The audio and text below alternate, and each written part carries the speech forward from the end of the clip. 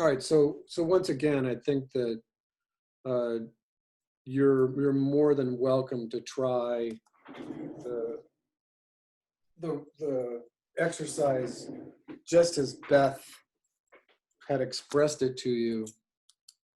And again, that example was just like this, just that the inchworm is moving forward and then his butt is going up. So the sequencing would be is that the worm just kind of flattens out and then the butt comes catching up to it. And that there is a wave action in there. Now, the second idea, and what I'm going to do is I'm going to share my screen with you just for a moment. And I'm going to take you to my effects board. I can share this with you. I share this with a lot of people. So let me remember how I do this. Wait, was that it? I haven't shared in a while. Let me think about this for just a second. My effects board. Somebody remind me how I share a board. I think you're on your own. Underwear? Oh, I don't know.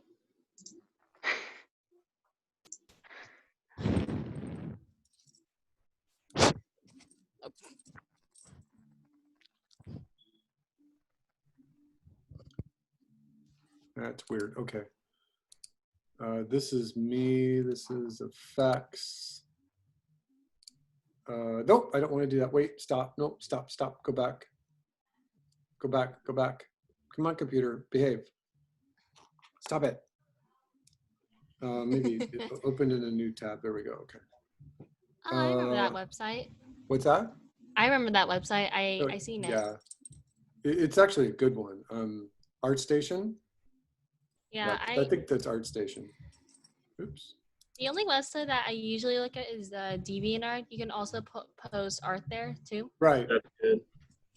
Well, there's I teach for the game department as well, and they use the ArtStation very, very heavily as a first step for portfolio work for the game students. It's industry standard. There's a really good player built right into the website. I forget what that player is called. I used to know. No, the thing that I'm looking for.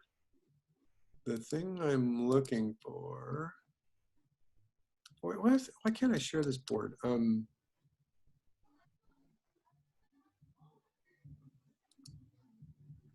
No, that's not what I want. There used to be a button that's like share. Oh, maybe following? Nope, that's not it. Well, damn. All right, let me just find the thing that I wanted to show you. Because you are all animators, if I remember correctly. I don't have any other type of student in here, and I always have to check because some students can use this class as a technical elective. All right, so anyway, what I'm looking for is the flag waving animation. And it's one of the better ones I've ever seen. I use it all the time in my demos.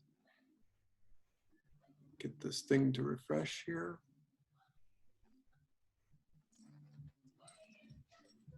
Remember, I did effects animation for James and the Giant Peach, and a movie that's going to come out next year, and it's like one of my fortes.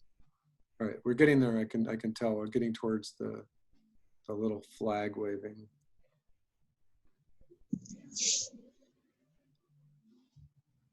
My mom told me the other day my 8-year-old niece just watched James and the Giant Peach and loved it. Yeah, I did all the smoke and fire and snow, tons of pixie dust, tons of water effects. I'm not finding this. Hold on a second. I think I seen like the old version of that movie. I think. I don't think there was an old version, was there? like I saw like how James like went inside the peach and then like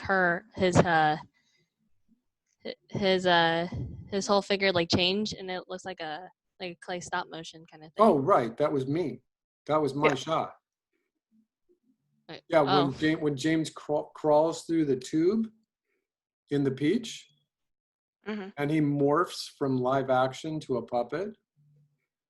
Is that the shot you're talking about? Yeah, that one. That's me.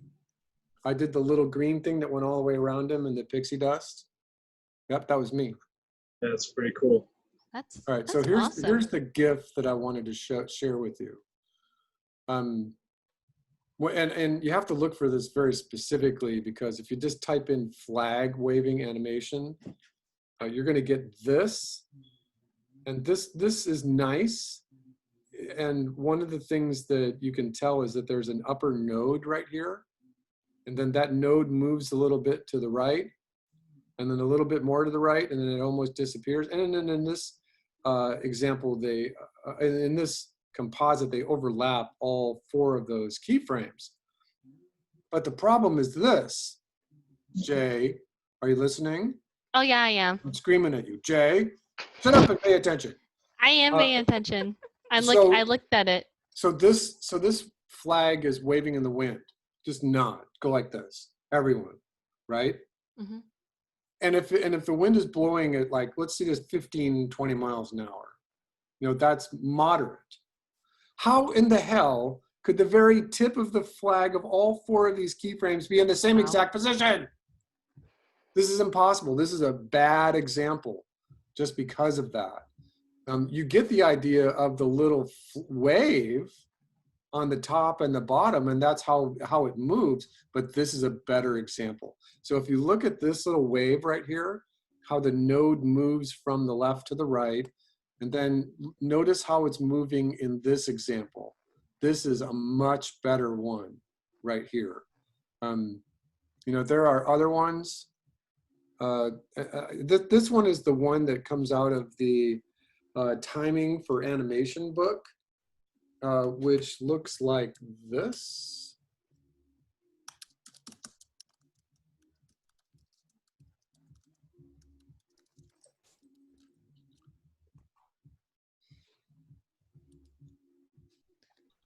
It looks like this, if you've ever seen, and this is a great book. It's like $19. And on every single page, a page looks like this. And like if you're doing fire, it's going to explain just in one page how to do fire. Another page, it's going to explain how to do some kind of wave animation, a tail animation. It's great. It's really, really wonderful. But the problem with it is that the example, no, I lost my tab. That's my daughter. Where did my example go? I feel like that book kind of reminds me of this other book. It's not the same thing, but it's kind of different. It's just like these different like animation movements, like the walking, the running, the sneaking, and the skipping part. Oh yeah, that's Preston Blair. And those guys are great animators. So don't get me wrong, but the problem with, yeah, that's weird. I wonder where that went. I don't think I put a tab away. This one. Oh yeah, this one. So this example right here of the flag waving came out of that book, and it's good. So let me open this in a new tab just so we can look at it. And one of the things I really like about this is that it's very cartoony. We start out with a key drawing here, and then another key drawing, and then another key drawing. So there's 5 drawings, and 3 of them are keys. And then he's showing you how to do a breakdown, which is very typical process in animation. But what happens here is that this little node moves to the right, and then it moves to the right a little more. And in the 3rd drawing, or the 2nd key, a new downward sloping node starts to happen. And by drawing 4, that node is fully visible. and the first undernode is almost gone. And so if you follow this and you look at it sequentially, this makes a lot of sense. And this is very good. Again, that came out of this book. And so, and when you look at this, there's like a gentle backwards S shape. You see the backwards S? And then this is a backwards S shape. And this is a backwards S. And then so is this kind of. But then this is a backwards S. So if you're not paying attention, the edge of this wave could just die as well. And if the wind is blowing the flag that much, you really, truly want to have some motion, especially in the corners. They don't really explain in the book that the flag is whipping around, and these corners should be whipping around. And they should be making like a little circle. The little tips of these flags should actually be moving in a little circle. And one can move clockwise and the other can move counterclockwise. That gives you the appearance of counteraction within the flag itself. So where this is really good, and this is kind of, I don't know if I've seen this one.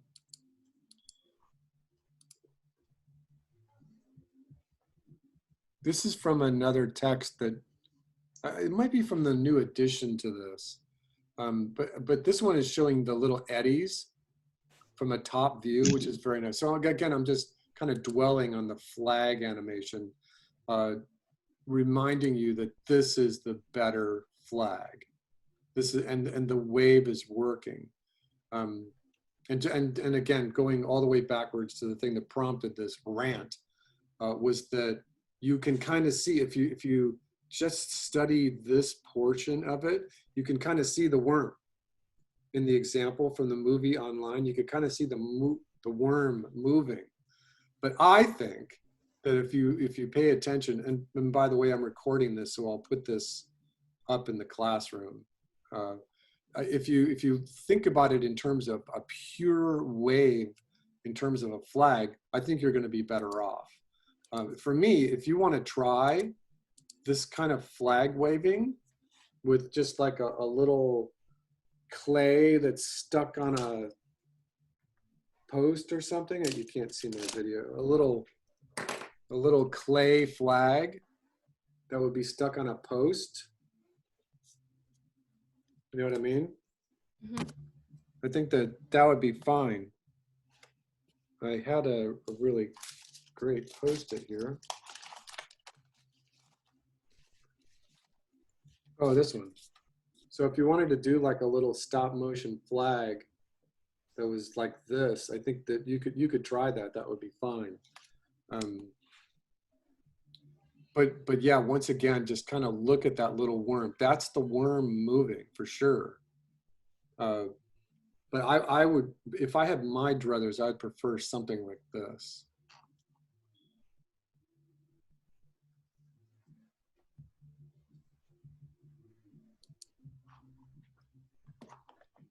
I paused the video.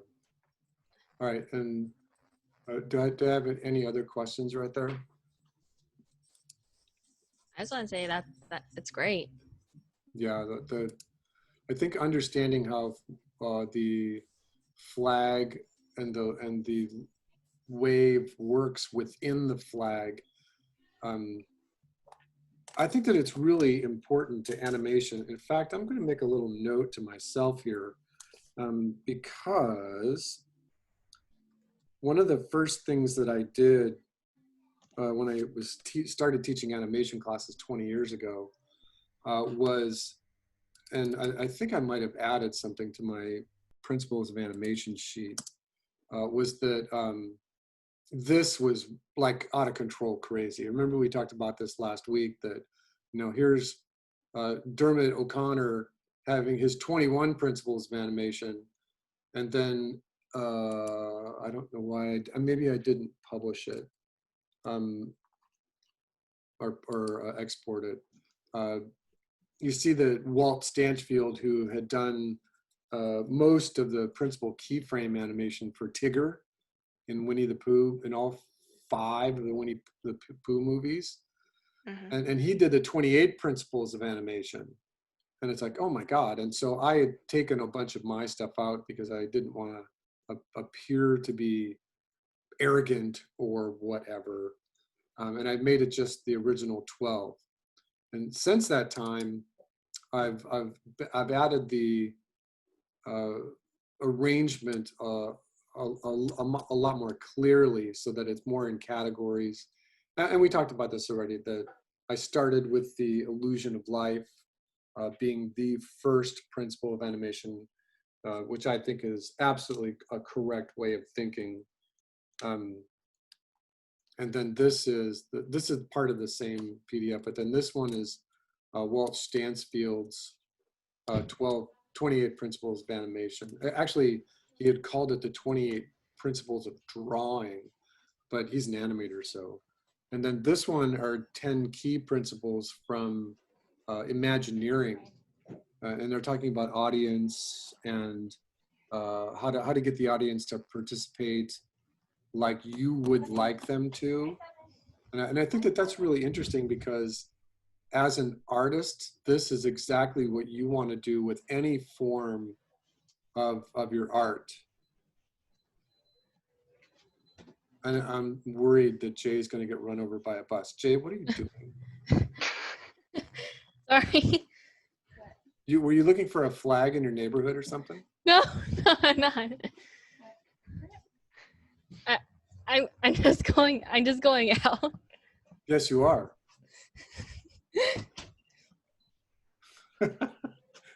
You're just wandering around the neighborhood. You're supposed to be in a Zoom class and you're wandering around the neighborhood.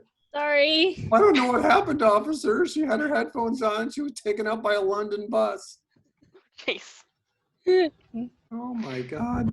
That's not what it looks like. I didn't get on the street. I was just walking through the.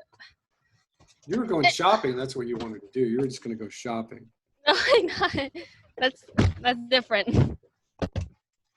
It's not shopping. That's not what I want. Hold on one second. There we go.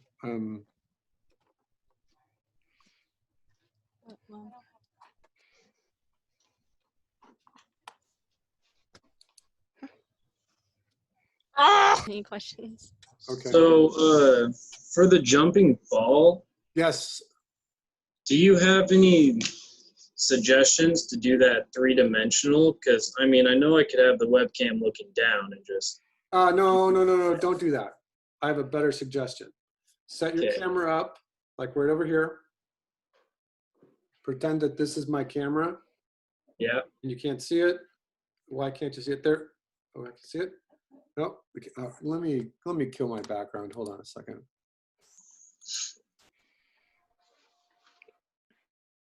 It's just not having it today. Well, I try to keep my messy room out of things. So this is your camera, right? And over here is going to be your bouncing ball. I'm going to actually use a loop. Nope, I'm going to use Rodin's Thinking Man. So here's your camera and it's in 3D. So instead of trying to do this flat, keep it 3-dimensional and attach a piece of wire onto this. So have like the wire stuck into a piece of wood over here. And so that you can bend this wire so that this can float in the air any way you want. So if I do it like in a 3/4 view, so that you can get this to float up in the air, and I don't care about the wire. Just Okay. keep the wire in there. In the production world, you spend a whole bunch of time erasing that wire out in post. But for me, just keep the wire in there. I would rather see that you want to pay attention to easing into the top position and then easing out of the top position, because that's the thing that describes the motion best in a bouncing ball. If you're doing it in clay, when the ball hits the ground right here, it should be squashed. And as it leaves the ground, it can be stretched. So you can kind of see that I used this guy. So that's like a squash position, flat. And then as he leaves, so just look at any bouncing ball examples online, just as do an image search. And then when the ball starts to leave the table, you're going to need a wire. And so just let the wire be bendable, and don't use a coat hanger. It's a little too stiff. The best kind of wire is like a thin gauged aluminum armature wire, which you're supposed to have for the class anyway, as you're making your puppet in one of the later projects. Does that make sense? Yeah. So yeah, just keep the wire in there, and pay attention to squash and stretch on the ground plane, and then ease in, slow into the top position, and then slow out, and then speed up as the ball goes back down towards the table. All right. Yeah, keep that wire in there. Some people last week were talking about getting all the Dragon Frame stuff, and they exported frames, took all the frames into Photoshop and cleaned it up, and then took the frames back into Dragon Frame. And you can do that if you want. Again, I'm going to pay more attention to the squash and stretch and the easing in to the top position and easing out of that top position more than anything else. Keep the wire in there. All right, cool. All right, you got it? Yeah. I got it. All right, that's a good office hour. 43 minutes is a good office hour. Yeah. What's the Yeah. dog's name, Noah? Todd. Oh, look, you heard his name. Aww. Hey, buddy.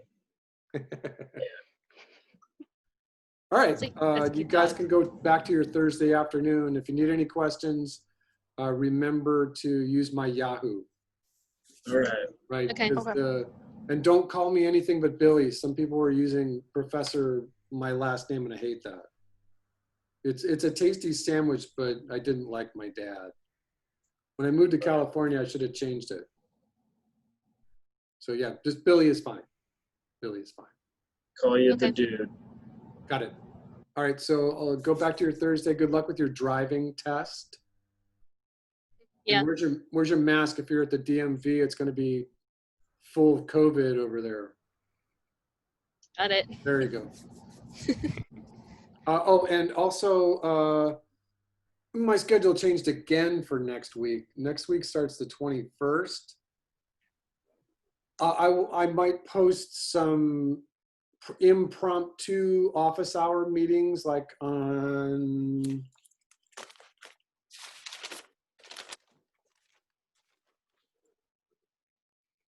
Monday, Tuesday, Thursday. So, and they might be just off the schedule for this regular meeting. They might be like at noon time. And as soon as I get rid of this other stupid job, I'm going to try to make the office hours a little bit more regular so that you all will know that, oh, geez, it's Monday or Tuesday at noon. My office hour will be more regular. All right, you got it? All right. Got it. All right, I will see you all shortly.